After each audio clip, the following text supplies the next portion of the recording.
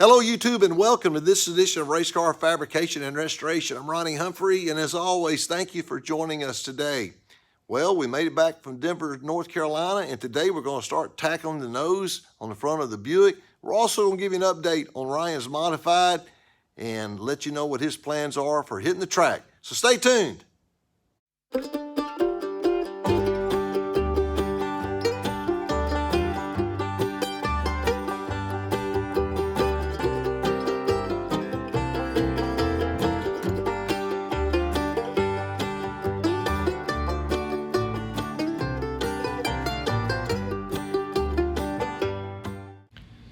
Well, looking back, this is what we're starting with. This is the nose that was on the car originally when we picked it up. Now, this is not the nose that was on the car when it was built in 1988. NASCAR is either an 89 or 90 went to this nose. I think it was 89 because of the downforce that was created on the original nose in 88. They decided it was just illegal and unfair advantage for the Buick team, so they went to this, what I call the Bulldozer Nose.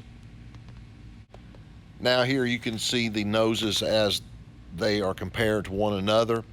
The bottom part of the nose is actually pretty much the same, except it was pointed more in the middle and it did have more of an angle out to the bottom. I'll show you more of that here in a little bit. But the main difference is the concave that you had in the headlight area. That just caught air there and just put a lot of downforce on the front of the car. I was out of town for a couple of days. Actually, was celebrating my wife's and I's 23rd wedding anniversary. We went up to Arkansas for a couple of days, and while I was gone last Saturday, a buddy came on in to the shop and he cut this old nose off and started playing with this new one, and we'll get to that and show you how it turned out here in just a second.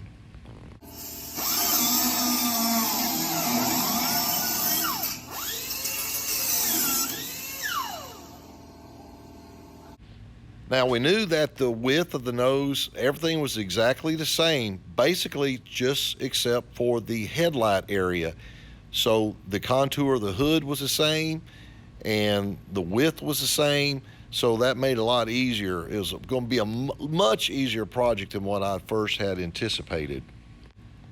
Once we confirmed that the width and all was indeed the same on the nose, the first item of business was go ahead and relocate the fenders back to where they needed to be as far as left to right.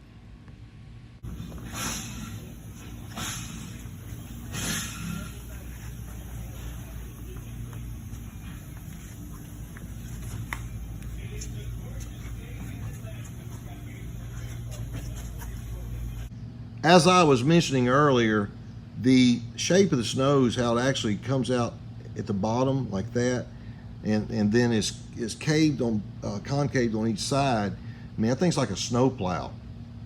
And then obviously the additional downforce is produced here. But the nose is just kind of sitting on here now.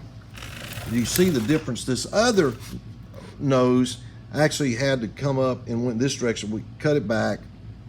It's gonna be real simple. Put a filler piece in here, and it's gonna be very, very simple to do. We've already got the pieces cut for the left and right front fender, and we're just going to simply put this in here. We'll do this on the next episode and start buttoning all this up tight. And we trimmed the backside. There was an overlap of plastic, and I'll show you that here in just a second. But we trimmed that back. So it's actually going to be pretty easy to do. And the biggest thing is the front bumper matches the old nose, so we didn't have changing on the bumper. That was my biggest fear. So it's actually a pretty simple job, and it looks so much better. We also found out that this grill that was in the other nose, we're going to cut it down a little bit shorter. I'm not sure what the deal is, but it's going to be a little bit shorter, but it'll still fit in that grill hole as well. The place I was talking about where we trimmed, this plastic came back here, had a little shelf there, and we don't need that. All we just need is this strengthening lip here. We cut that out.